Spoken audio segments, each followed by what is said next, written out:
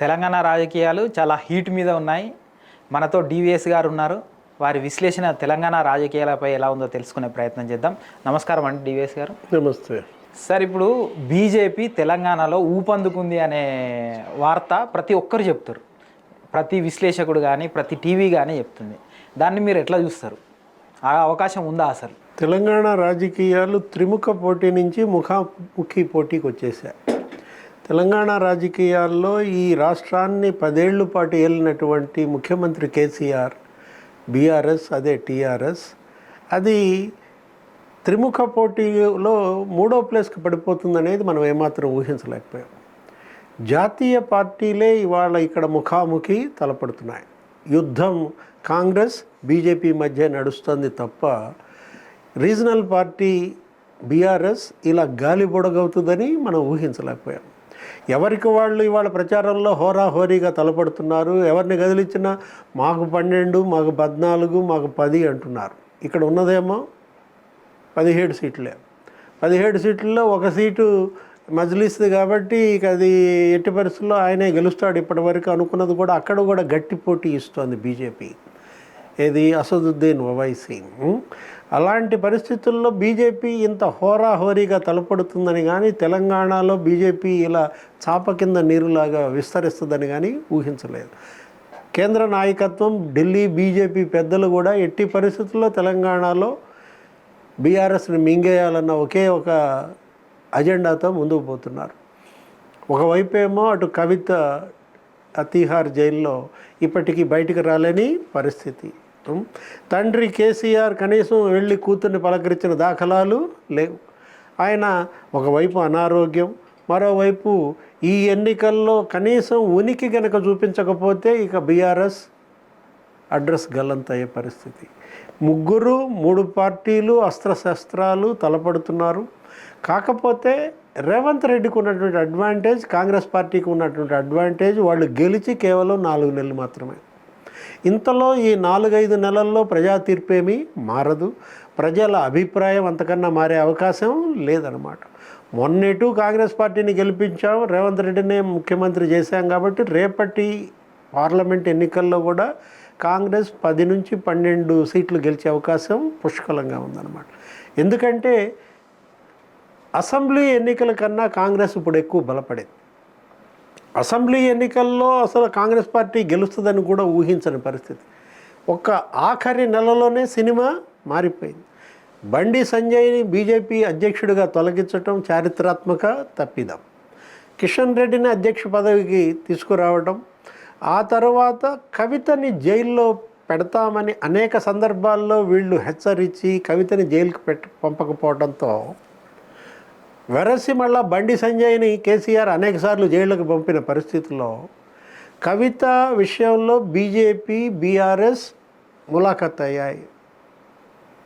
2 ఒకటే, ఒకే నాణ్యానికి 2 కోణాలు. BJP BRS, BJP be team BRS అనేది బలంగా ప్రజల్లోకి వెళ్ళిన దాంట్లో ప్రజలు ఏం చేశారు? కాంగ్రెస్ వైపు చూపారు, కాంగ్రెస్కి ఓటేశారు, కాంగ్రెస్ని పట్టం కట్టారు. రేవంత్ రెడ్డి ముఖ్యమంత్రి అయ్యాడు. అది ఊహించని అవకాశం. అప్పటిదాకా మనం ఏమనుకున్నాం? బీజేపీకిను బీఆర్ఎస్కే పోటీ అనుకున్నాం. కాంగ్రెస్ అసలు పోటీలో లేదు ఆ అసెంబ్లీ ఎన్నికల ముఖ చిత్రంలో. వరుసపెట్టి ఉప ఎన్నికలన్నీ బీజేపీ గెలిచింది. మునుగోడులో కూడా అక్కడ మనం చూసాం పోటీ బీజేపీ బీఆర్ఎస్గానే నడిచింది. అనేక చోట్ల కాంగ్రెస్ 3rd ప్లేస్కి వెళ్ళిపోయింది. అలాంటిది సినిమా మారిపోయింది. అధికారంలోకి వచ్చింది, రేవంత్ రెడ్డి ముఖ్యమంత్రి అయ్యాడనమాట. కారణం ఏంటయ్యా అంటే బీజేపీ చేసిన తప్పిదాలు. ఆ తప్పిదాలను సవరించుకోవటం కోసం అప్పుడు కవితని జైలుకి పంపలేదు కాబట్టి మనం 3rd ప్లేస్కి వెళ్ళాము. కాబట్టి ఇప్పుడు కవితని జైలుకి పంపుదాం అన్నట్టుగా జైలుకి పంపారు. ఆ ఢిల్లీ లిక్కర్ స్కామ్లో ఆ తప్పును సరిదిద్దుకోవాలని చూశారు. కొంతమేరకి బలపడ్డారు. ఇవాళ మోడీ, రాజ్నాథ్ సింగ్, నడ్డా, అమిత్ షా టోటల్గా తెలంగాణ మీదే వాళ్ళు కాన్సన్ట్రేట్ చేస్తున్నారు. ఎట్టి పరిస్థితుల్లో తెలంగాణలో పాదుకోవాలి అనేది బీజేపీ ఏకైక లక్ష్యంగా తీసుకుంటున్న పరిస్థితుల్లో రెసిస్టెన్స్ బీఆర్ఎస్ పరంగా ఏమీ లేకుండా పోయింది. ఒకవైపు ఆయన శారీరకంగా అనారోగ్యం, మరోవైపు క్యాడర్లో మొరాలిటీ దెబ్బతింది, మరోవైపు లీడర్లంతా వలసలు పెరిగారు. ఆయన ఎవరికి ఎంపీ అభ్యర్థులుగా ప్రకటించారో కేసీఆర్, వాళ్ళు కాడి కింద పడేసి కాంగ్రెస్లో చేరిపోయారు. కాంగ్రెస్ తరపున వాళ్ళ అభ్యర్థులుగా నుంచున్నారు. మనం చూసాం, మాజీ ఎంపీలంతా బీజేపీలో చేరిపోయారు. ఇలాంటి పరిస్థితుల్లో బీఆర్ఎస్ థర్డ్ ప్లేస్కి పడిపోయింది. ఇప్పుడు పోటీ 2 జాతీయ పార్టీల మధ్య నడుస్తోంది. 2 జాతీయ పార్టీల మధ్య పోటీలో బీజేపీ ఇక్కడ ఎక్కువ ఎంపీ సీట్లు ఎందుకు గెలుచుకోలేదు అంటే, కాంగ్రెస్ పార్టీ 4 నెలల్లో మరింత బలం పుంజుకుంది. అసెంబ్లీ ఎన్నికల నాటికన్నా రేవంత్ 2 రెట్లు బలోపేతమయ్యాడు. ఏ విధంగా 100 రోజుల్లో ఇన్ని హామీలు అమలు చేస్తారని ఎవరు ఊహించలేదు. వాళ్ళు ఇచ్చినటువంటి ఆ హామీలు 100 రోజుల్లో నెరవేర్చారు. ఇవాళ ఆర్టీసీలో మహిళలకి ఉచిత బస్సు ప్రయాణం, ఇవాళ అదొక పెద్ద బెనిఫిట్గా మహిళలంతా ఓట్ బ్యాంక్గా మారారు. ఎవరికి? కాంగ్రెస్ పార్టీ. ఏ మహిళ అయితే ఆర్టీసీలో ఉచిత ప్రయాణం తీసుకుందో, ప్రతి నెల 750 నుంచి 1000 రూపాయలు ప్రతి వర్కింగ్ ఉమెన్ బెనిఫిట్ పొందుతుందో, వాళ్ళంతా ఇవాళ కాంగ్రెస్కి అదనపు బలమయ్యారు. అదే కాదు, 10 లక్షల రూపాయల ఆరోగ్యశ్రీ ఆ స్కీమ్ కావచ్చు, ఇంకా మిగతా అనేక రకాలైనటువంటి హామీలు ఇచ్చినట్టుగా అతను అమలు చేసిన దీంట్లో రేపొద్దున ఆ రైతు రుణ మాఫీ కూడా ఆగస్టు 15కి చేస్తున్నాను. అంటే 100 రోజులు టైం లైన్ పెట్టుకుని 100 రోజుల్లో ఇన్ని హామీలు నెరవేర్చాడంటే రేవంత్ రెడ్డి పైన, కాంగ్రెస్ పార్టీ పైన ప్రజల్లో మరింత విశ్వాసం పెరిగింది. వీళ్ళేమంటారు? RRR 1000 కోట్లు వచ్చింది రాజమౌళి, ఇప్పుడు ఇక్కడ RRR 4 నెలల్లోనే 1000 కోట్లు దాటిపోయింది. అటు రేవంత్, ఇటు రాహుల్ ఇక్కడ దోచేస్తున్నారు, అవినీతి కుంభకోణాలు చేస్తున్నారంటే ప్రజలు నమ్ముతారా? ప్రధాని మోడీ స్థాయిలో ఆ విమర్శలు చేస్తే ఇక్కడ అయ్యింది 4 నెలలు. 4 నెలల్లోనే వీళ్ళు దోచేశారు, దోపిడీ చేశారు అంటే కళ్ళ ముందు కనపడాలిగా అవినీతి కుంభకోణాలు. ఒకవైపేమో బీఆర్ఎస్ అవినీతి కుంభకోణాలను వెలికి తీస్తున్నారు. కాళేశ్వరంలో అవినీతని, మిషన్ భగీరథ అవినీతని, మిషన్ కాకతీయ అవినీతని, ధరణి పోర్టల్లో అవినీతి అక్రమాలని, వాటిపైన జ్యుడిషియల్ ఎంక్వైరీలు వేసి ఇవాళ టెలిఫోన్ ట్యాపింగ్ అని చెప్పి అందరినీ జైళ్ళకు పంపిన పరిస్థితుల్లో బీఆర్ఎస్ ఏమో అప్రతిష్ట పాలైంది, కునారిల్లుతోంది, మనుగడ కోసం పోరాడుతోంది. వీళ్ళపైన అవినీతి ఆరోపణలు మోడీ చేసినా, నడ్డా చేసినా, అమిత్ షా చేసినా, లేదు కేసీఆర్ కూడా చేస్తున్నారు.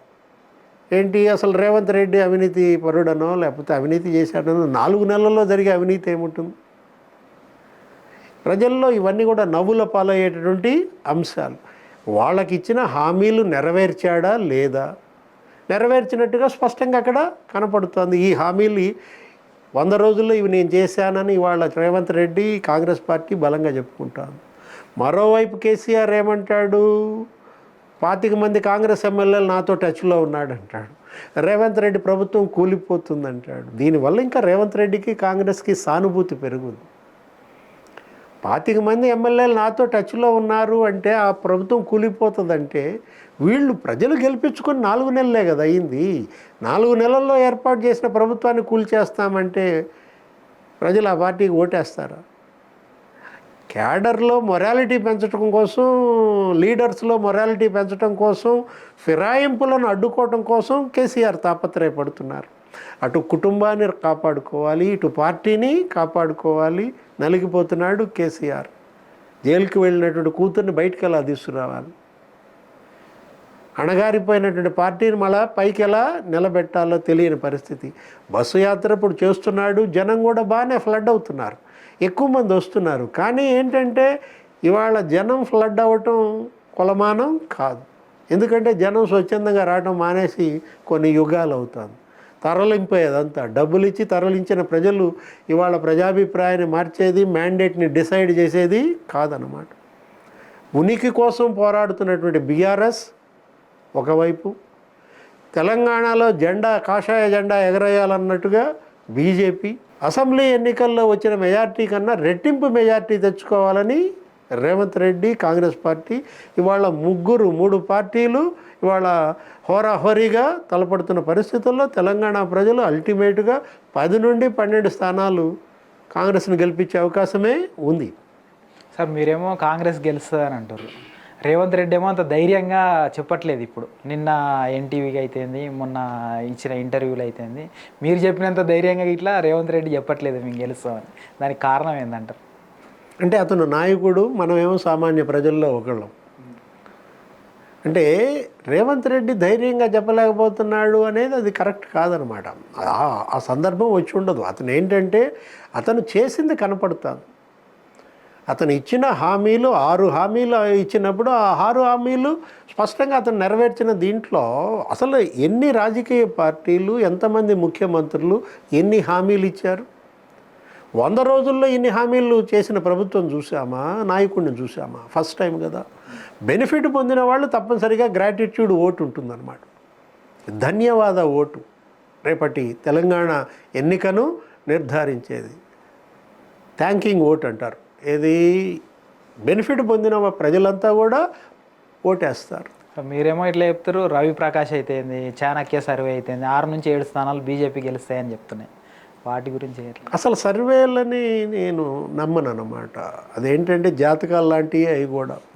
ఏది ఈ మధ్య ప్రతి ఒక్కళ్ళు కూడా సెఫాలజిస్టులుగా మారిపోయి ఏదేదో 100 కోట్లు 1000 కోట్లు సంపాదించుకోవటానికి అదొక వనరుగా మారింది. ఎవరు కూడా హ్యూమన్ సైకాలజీ ప్రకారం ఏ ఓటరు కూడా మీరు వెళ్ళి గొట్టం పెట్టి మైకు పెట్టి అప్పటినే ఎవరికి ఓటేస్తామంటే చెప్పరు. పీపుల్ పల్స్ని అంత తేలిగ్గా కనుక్కోలేము. అంత తేలిగ్గా బ్రహ్మతరమే కాదనమాట. నువ్వు ఎవరికి ఓటేస్తావు, నేను ఆ బూత్లోకి వెళ్ళేదాకా నాకే తెలియదు. బూత్లోకి వెళ్ళినాక అప్పుడు ఆలోచించుకుని ఓటేస్తా ఉన్నాం అంతే తప్ప మీరు తీసుకొచ్చి మీరు ఎవరికి ఓటేస్తారండి అని అడిగితే చెబితే అసలు హ్యూమన్ సైకాలజీలో కొంత శాడిజం కూడా ఉంటుంది. ఎందుకంటే నేను బీఆర్ఎస్ ఆడిని కనుక అయినట్టయితే కాంగ్రెస్కి వేస్తా అని చెబుతా. అతనిలో శాడిజం ఆ విధంగా ఉంటుందన్నమాట. నేను కాంగ్రెస్ వాడిని కనుక అయితే కేసీఆర్కి వేస్తా అని చెబుతా. కావాలని నిన్ను ఆట పట్టించడం కోసం, నిన్ను తప్పుదారి పట్టించడం కోసం, నాలో ఉన్న శాడిజాన్ని చల్లబరుచుకోవటం కోసం. అంతే తప్ప ఒక ప్రజల నాడిని తెలుసుకునేటువంటి సెఫాలజిస్ట్ భూమి మీద లేరు. మీరేమో కాంగ్రెస్ గెలుస్తుంది, చాలా అమలైనవి ఇప్పటి వరకే పథకాలని అంటారు. నేను కాదు, జనం జనం జనం ఏమంటుందంటే కరెంటు కోతలు విపరీతంగా పెరిగిపోయినాయి. ఈ 5 నెలలనే విధ్వంసం జరిగిపోతుంది, నీళ్ళు అందుతలేవు, రైతులకు గిట్టుబాటు ధర ఇస్తలేరు అని చెప్పి ఆయన గొడవ చేస్తున్నాడు. అసలు దీన్ని ఎట్లా అసలు కాంట్రవర్సీ? 4 నెలల్లో ప్రజలపైన వ్యతిరేకత తెచ్చుకునే ప్రభుత్వం జనరల్గా ఉండదు. 4 నెలల్లో ఈ పార్టీ మాకు వద్దనుకునే ప్రజలు కూడా ఉండరు అనమాట. ఎందుకంటే ఆ తీర్పు ఇచ్చి ఎన్ని రోజులైంది? 3 రోజులు 4 రోజులే కదా. 3-4 నెలల క్రితం వచ్చిన తీర్పు మళ్ళీ ఇంకో ఎలక్షన్ వచ్చినప్పుడు అల్టిమేట్గా ఆ పార్టీకే ఓటేస్తారు. కొత్త పార్టీని తీసుకొచ్చి ఈ ప్రభుత్వానికి ఆ పార్టీకి మధ్య మళ్ళీ తేడా తెచ్చి అసలు వచ్చే నిధులు రాకుండా చేసుకునే పరిస్థితి ఉండదన్నమాట. లాస్ట్ టైం అసెంబ్లీ ఎలక్షన్లలో ఇట్లా జరిగింది సార్. బీఆర్ఎస్ 80 సీట్ల పైన గెలిచినప్పుడు కూడా బీజేపీకి 4 సీట్లు వచ్చినాయి, ఎంపీ సీట్లు. 9 సీట్లు రాలేదుగా. 9 సీట్లు రాలేదు, కాకపోతే 4 అంటే ఇప్పుడు 4 సీట్లు బీజేపీకి వచ్చాయంటే అక్కడేదో డ్యూయల్గా నడుస్తుంది అనమాట. ఏది నేను అన్నది అదే. అక్కడ ఇచ్చిన గడువు 4 నెలలే కదా. 4 నెలల క్రితం రేవంత్ రెడ్డిని ముఖ్యమంత్రి చేసిన ప్రజలు ఈ 4 నెలల్లో రేవంత్ రెడ్డిని దించేద్దాం, ఆ పార్టీ వద్దు అనుకునే అన్న తప్పిదాలు 4 నెలల్లో జరగలేదు. ఒక్క మంత్రి కానీ ఒక్క ఎమ్మెల్యే కానీ ఏ విధమైనటువంటి అవినీతి ఆరోపణలకి 4 నెలల్లో గురి కాలేదు. అసలు అంత స్వల్ప సమయంలో ఏ విధంగా ప్రజలు డిసైడ్ చేస్తారు? వ్యతిరేకత ఎలా పెరుగుతుంది? వీళ్ళు బలంగా వ్యతిరేకత పెంచాలని చూసినా వీళ్ళు నవ్వుల పాలవుతారు, వీళ్ళకి పడే ఓట్లు కూడా తగ్గుతాయన్నమాట. ఇంకా అతని పైన ఇంకా సానుభూతి పెరుగుతుంది. ఏది అవినీతి ఆరోపణలు చేస్తే చూపించాలి కదా, పలానా వర్క్లో వీళ్ళు కుంభకోణం చేశారు. ఇప్పుడు ఇందా మనం అనుకున్నాం RRR, RRR అనేది ఎంత నవ్వుల పాలవుతుందో అక్కడే తెలుస్తుంది. ఇప్పుడు గాడిద గుడ్డ అనేది ఒకటి తీసుకున్నారు. ఇప్పుడు కొత్తగా తెలంగాణలో ఏంటి ఇవాళ అసలు రేపటి ప్రజా తీర్పు కూడా గాడిద గుడ్డ అవుద్దామో చూడాలా. ఒకవైపు కేంద్రం ఏమీ రాలేదు, కేంద్రం నుంచి బీజేపీ ప్రభుత్వం నరేంద్ర మోడీ గత 10 ఏళ్లలో తెలంగాణకి ఏమీ ఇవ్వలేదు అంటూ రేవంత్ రెడ్డి కాంగ్రెస్ పార్టీ క్యాండిడేట్లు అందరూ కూడా గాడిద గుడ్డల్ని ప్రదర్శిస్తున్నారు. ఏది స్టేజీ మీద ఒక గుడ్డును ఒక దాన్ని తీసుకొచ్చి దానికి పేరు మీద దాని మీద రాసి గాడిద గుడ్డని అనిపిస్తున్నారు, స్లోగన్స్ చేపిస్తున్నారు. 10 ఏళ్లలో తెలంగాణకి నరేంద్ర మోడీ ఇచ్చిందేంటి అంటే వాళ్ళంతా గాడిద గుడ్డ అని అంటున్నారు. ఇలా ఈ పరిస్థితుల్లో బండి సంజయ్ కూడా ఏమంటున్నాడు, బాగా అసహనం కనపడింది. వీళ్ళు మమ్మల్ని గాడిద గుడ్డు అని అపహాస్యం చేస్తున్నారని చెప్పి ఈ 4 నెలల్లో రేవంత్ ఏం చేశాడు, గాడిద గుడ్డనో ఏదో వాళ్ళు కూడా క్యాంపెయిన్ చేస్తారు వాళ్ళు. ఇట్లా ఎవరికి వాళ్ళు అంటున్నా కానీ మోడీ బీజేపీ 10 ఏళ్లలో తెలంగాణకి ఏమీ ఇవ్వలేదు, విభజన హామీలు నెరవేర్చలేదు. అక్కడ ఆంధ్రప్రదేశ్లో అదే, తెలంగాణలో అదే. ఇవాళ బీజేపీ 2 రాష్ట్రాల్లో కూడా ప్రజలకు దూరం అయిందంటే కారణం అసమాన విభజన చట్టంలో హామీలు నెరవేర్చడంలో వైఫల్యం. బయ్యారం స్టీల్ ప్లాంట్ ఇక్కడ ఇంతవరకు ఊసే లేదు. ఇక్కడ జాతీయ ప్రాజెక్ట్ చేస్తామన్నది ఇక్కడ అసలు జాతీయ ప్రాజెక్టు అంశమే లేదు. కాళేశ్వరాన్ని జాతీయ ప్రాజెక్టు చేస్తారా, ప్రాణహిత జాతీయ పార్టీ చేస్తారా, ఏదీ లేదన్నమాట. అంటే రాష్ట్ర విభజన వల్ల విభజన చట్టంలో ఇచ్చిన హామీల్లో తెలంగాణకి ఇది తెచ్చాం అని ప్రధాని మోడీ ఏమైనా చెప్పాలి కదా. పసుపు బోర్డు ఏదో పెట్టామన్నారు, అది కూడా గత ఎన్నికల ముందు చేశారు. గిరిజన విశ్వవిద్యాలయం అది కూడా గత ఎన్నికల ముందు ఇచ్చారు. ఇవాళ కొంతవరకు ఎన్నికల దృష్ట్యా మాత్రమే నెరవేర్చిన హామీలు కనపడుతున్నాయి తప్ప 5 ఏళ్లలో 10 ఏళ్లలో రావాల్సినటువంటి బెనిఫిట్స్ తెలంగాణకు రాలేదనేది తెలంగాణ ప్రజల్లో బీజేపీ పట్ల కూడా కొంత వ్యతిరేకత ఉంది. కాకపోతే బీఆర్ఎస్ స్థానాన్ని బీజేపీ ఆక్రమించేసింది. రేపటి ఎన్నికల్లో కూడా బలంగా పార్లమెంట్ ఎన్నికల్లో తగులుతోంది. ఒక 4-5 సీట్లలో గెలిచే అవకాశం కూడా ఉంది, చూడాలి. ఇది ఈరోజు విశ్లేషణ డివిఎస్ గారితో. మరో మంచి కార్యక్రమంతో మీ ముందుకు వస్తూనే ఉంటాం. Signing off Kranti.